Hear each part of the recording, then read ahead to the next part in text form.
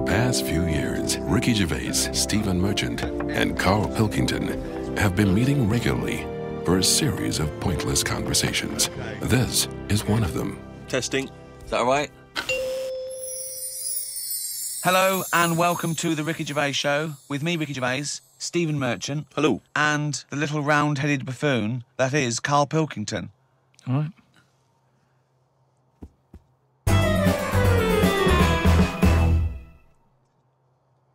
We do, of course, Rick, every week get thousands of emails. I mean, it's Freddie from Winchester says, of course, it was recently Valentine's Day. What's the most romantic thing that you've done for Suzanne, Karl, that you can think of? I don't really do all that. Sure. The Valentine's Day stuff. It's just, the problem is, if you do it once, they expect it every year. Yeah. Sure. That's the problem with Christmas and stuff, innit? It's like, it's become, that's what you do now, every year. Every day, yeah. So I prefer to just sort of wait, you know what I mean? And you know, if I think of an idea or I know of something that she wants, I might get her something, but I might not do it on Valentine's Day. It's that thing, it's like how I've said about Pancake Tuesday. Make it Pancake Wednesday. Have it when you want. Why am I waiting? Why am I waiting for someone to tell me when I can have a pancake? I'll have it today if I want one. Yeah. Do you know what I mean?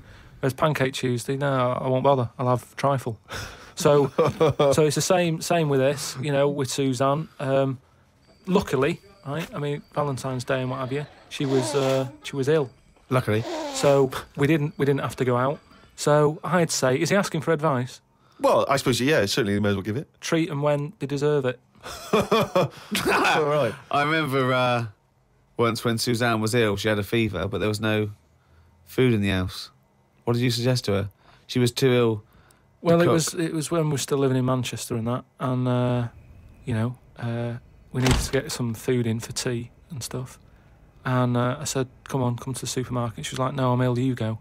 And I hate buying food. I just sort of get a bit blank when I'm looking at it. There's too much, isn't there? That's the problem. You go down all these aisles and there's just too much. So anyway, I said, no, come with me. She was like, oh, but I've got this fever, I'm hot and everything. So I said, well, come to the supermarket, you go on the frozen aisle, cool yourself down. And she did, and she said, you know, it made it worse, she was ill for another 3 days. How would you go about chatting up a woman in a bar? What tips could you give? I've never worked like that. It's always been like a friend of a friend and all that, and just happened to meet them. And then, you know, you have a chat, and then... How did you meet Suzanne?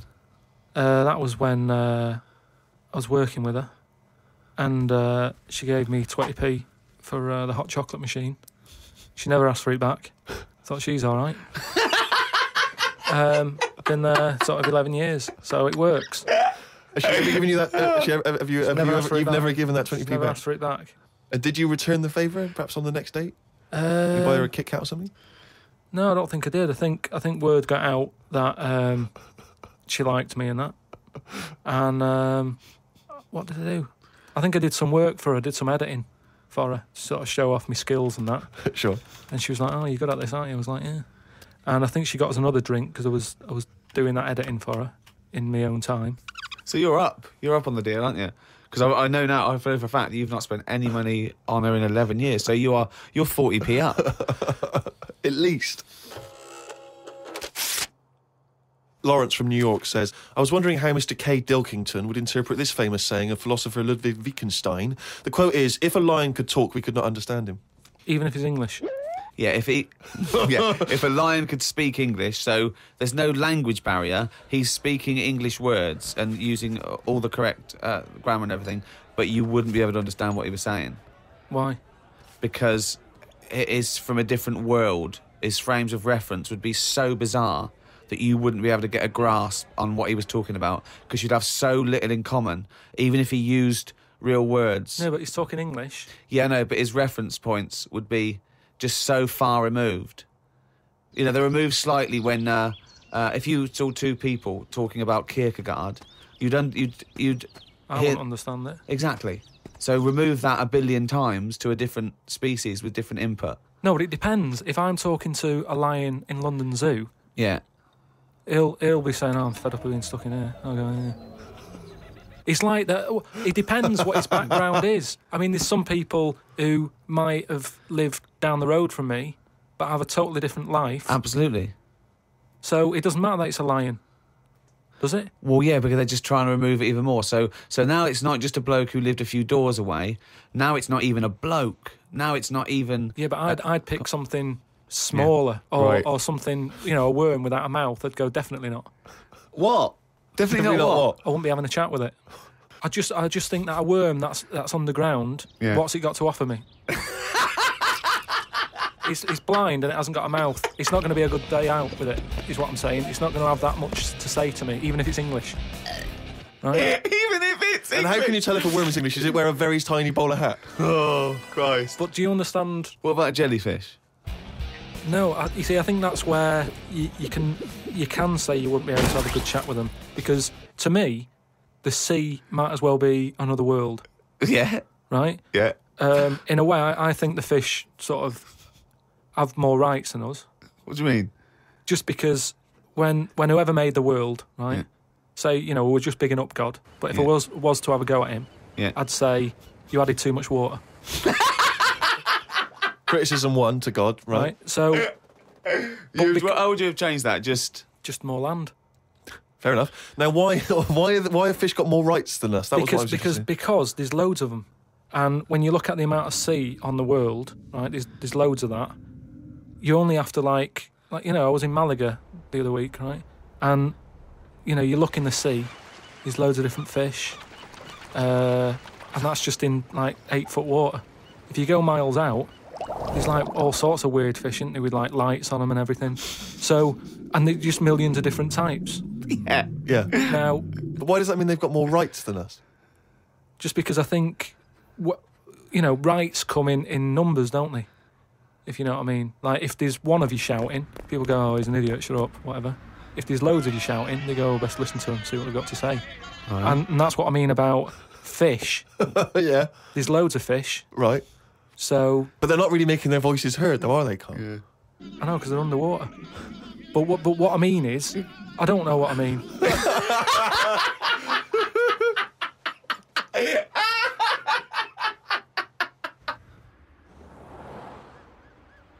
Karl, right? What do you think it's like being a crab? If you could go now, your mind, into a crab, what would you see? Where would you be? What would you be doing? What would you be thinking? What would you think of all the other things the crabs you'd see, the squids you'd see? What's it like, do you think? I want you to... It's like creative writing. Just think. Just let yourself go. Come on. It's got to be a crab.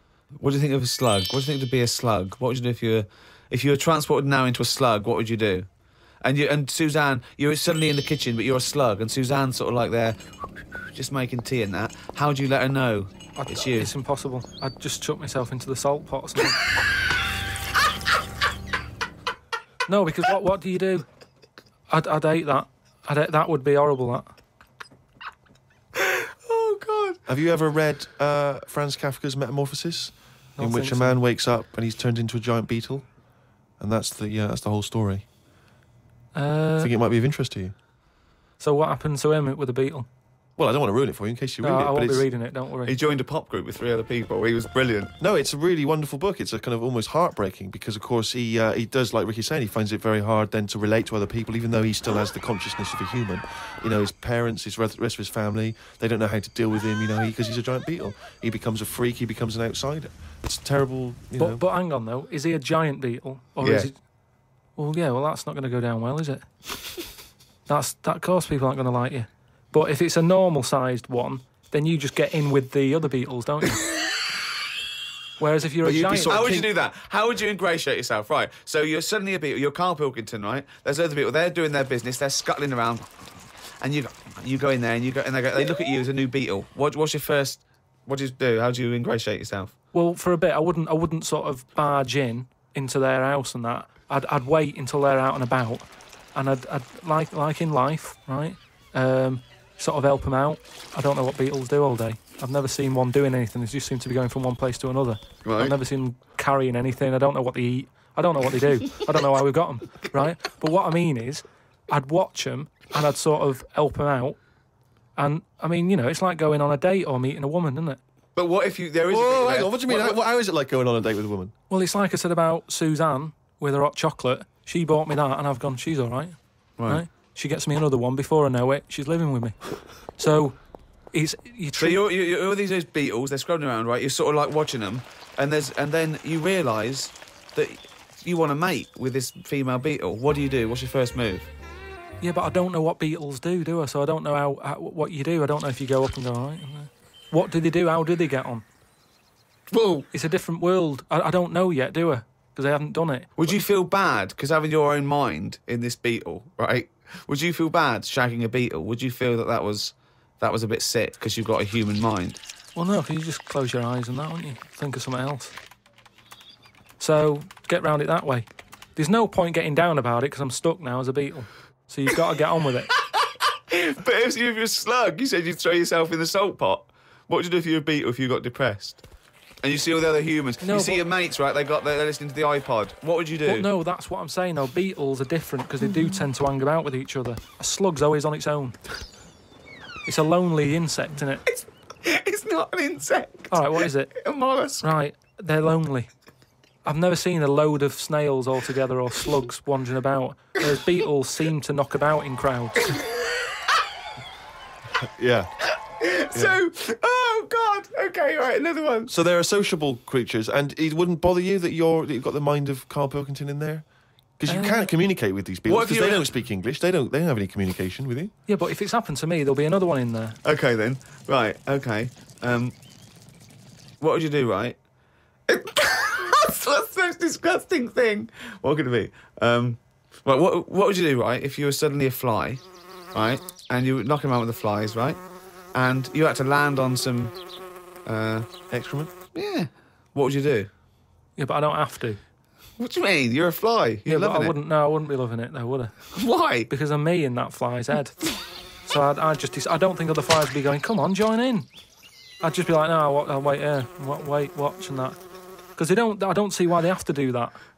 What would you do, right, if you had to go back and you were in a, you had to go put your mind in like an unhatched egg of something, like maybe one of those, that a wasp was injected in a spider. So you know you're in an egg, right, which is really uncomfortable, in a spider. How would you feel about that, Karl? You're a baby wasp in the abdomen of a spider. And I know everything that I know now. I'm sat in there. Yeah. And now I'm in a spider as an unborn wasp. What the fuck am I doing here? What's going on? I don't know what I'll do there. Probably try and sleep. There's nothing else to do, though, is there? I just pray to God it never happens. I don't believe that he's written it down. Well, that's the jingle that signals it's time for more extracts from Karl's diary, and we'll lunge straight into it. Wandered down Carnaby Street. There was a happy homeless fella. I gave him £1.50. I thought of a tongue twister after giving him the money. It goes, if you can't treat a cheerful tramp, what sort of tramp can you treat? It's good, that. All Say right. it fast. If you can't treat a cheerful tramp, what sort of tramp can you treat? Good, isn't it? Good, that, yeah. You've got too much time on your hands, Karl. Learned some famous quotes to see if they are as good as my sayings. Number 1, treat every day as if it's your last. Very famous saying. Now, is that something you do, Karl? But you know, my problem with that one is that if it was your last, you wouldn't want to be doing much. That's the only problem I've got with that. I wouldn't want to, go to a fairground or whatever because you're going, oh, it's my last day, what am I going to do? And I think you'd spend so much time worrying about what you're going to do that you'd end up staying in. I think you're right. You've taken some of the poetry out of it. I think it means live life to the fullest, right? I like the fact that you were musing on the idea that if it was your last day, you'd go to the fair. It's getting such a 19th century way of spending your final day. I know, yeah. Well, the thing is, the other thing is that the only thing that people get depressed about in terms of sort of like, life and death is not the knowledge that they're gonna die, but more the knowledge that they know they're gonna die when they're dying. If someone told you, no one ever knows when they're gonna die, no one ever gets an illness, no one ever gets hit by a truck, everyone passes away peacefully in their sleep, dreaming they're riding a big marshmallow, right? Then you wouldn't care about anything. It wouldn't matter when. It wouldn't matter if you died tomorrow or in 30 years' time. You'd just live life to the full. You'd have it, every day would be great. You'd go out, you'd come back, you'd fall asleep. That would be amazing. There'd be no stress. There'd be no angsty, we're all going to die stress, because it wouldn't matter, because it would just be your life.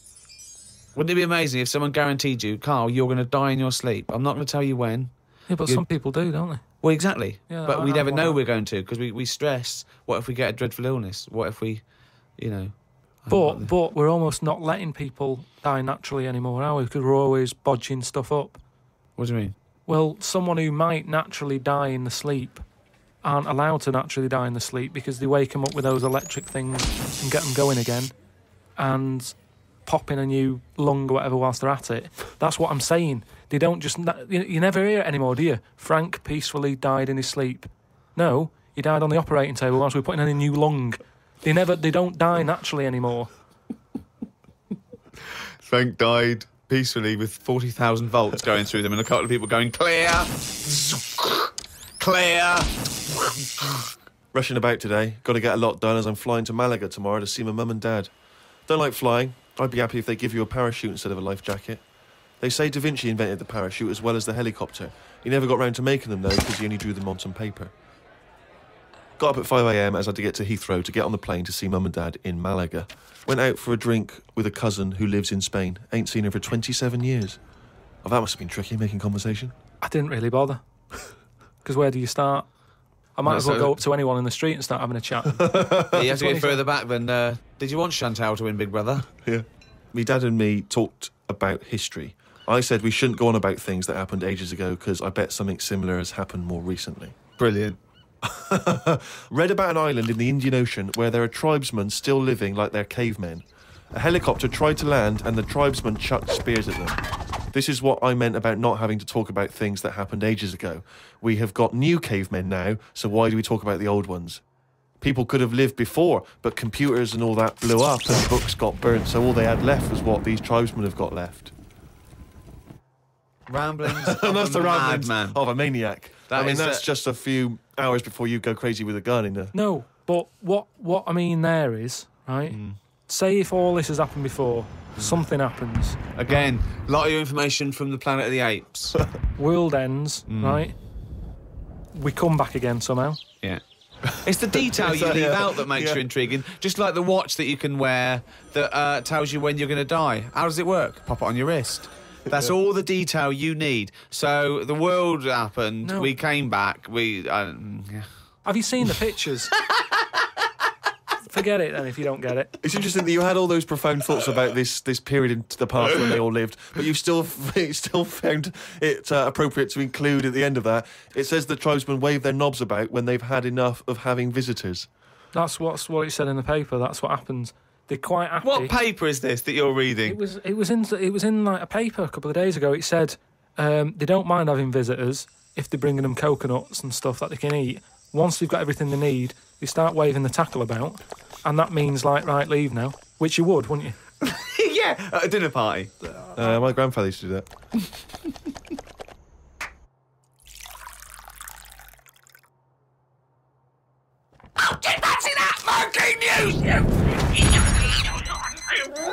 That jingle is getting more annoyed by the week. Well, this is the final monkey news, right? I'm not doing this anymore, right? Because we've covered it all. All the monkey news has been covered? It has. We've done loads of them. I think all the news that needs to be sort of known has been told, right? That is the end of the news. Jesus Christ. What? Get on with it. Right, do you know we chatted about the monkey that went into space and stuff? This was the one that was fed by bananas that came out of a little chute on the spacecraft. Yeah, it went up there. He came back. He could never get that The high exactly, again. yeah. You know what I mean? He tried other things. I think he tried to get a band together and that. Right, so anyway, there was loads of monkeys that were signed up to this NASA program, and it was 1961 when this little monkey called Ham, that was his name, as well as him, there was one called Enos. So anyway, what I found out about it since then, Ham went up there, did the left-right business with the bananas. Enos, they didn't put as much work into the trip when he went up there, and something went wrong with the machinery, And do you know how you get a banana for the left button and all that? It's official now. There's 2 buttons in this spaceship. Banana dispenser and everything else. The right button is everything else. But it worked the other way. The machinery went weird. Oh, no, really? So it meant that the right button would give him a banana. Right. The left button did everything else. Oh, no. How did So that, what- how did so that what happen had been though? taught- This is the problem with electronics, isn't it? Well, no, I don't think No, that's... apparently this is the problem. But the good I mean, honestly, look it up if you want. This is all online, by the So way. what happened when it all went haywire? What occurred? Luckily, Carl, this is online and it's bollocks. luckily, Enos, because he'd done a few trips, Right, he so was he was like, experienced. well, I know this isn't right. As much as I love bananas, this isn't right. That was his thinking, of course it was. So anyway, so he came back. They were all like over the moon with him. He said, I can't work with these conditions. Good mission and everything. Well done on working it out. He sorted all that out. It moved on a few years. Armstrong's gone up there. Buzz and that other fella, they've been up there. The monkeys aren't needed anymore. But they were like, we've got all these monkeys who have done NASA training.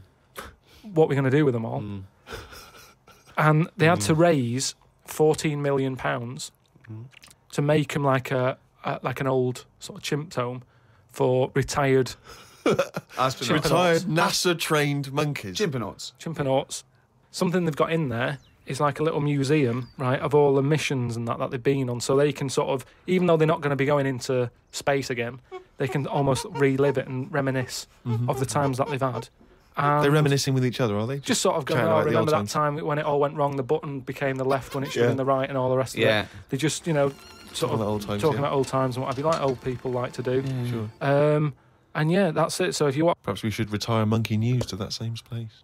that's what I mean. So, you know, I hope you've enjoyed the monkey news and that. That was the last one. Look after the monkeys. Do your bit, because they've done their bit. That's it, yeah. But just because I'm not giving the news, look it up. Do you know what I mean? It's all out there. Don't be ignorant. Wise words.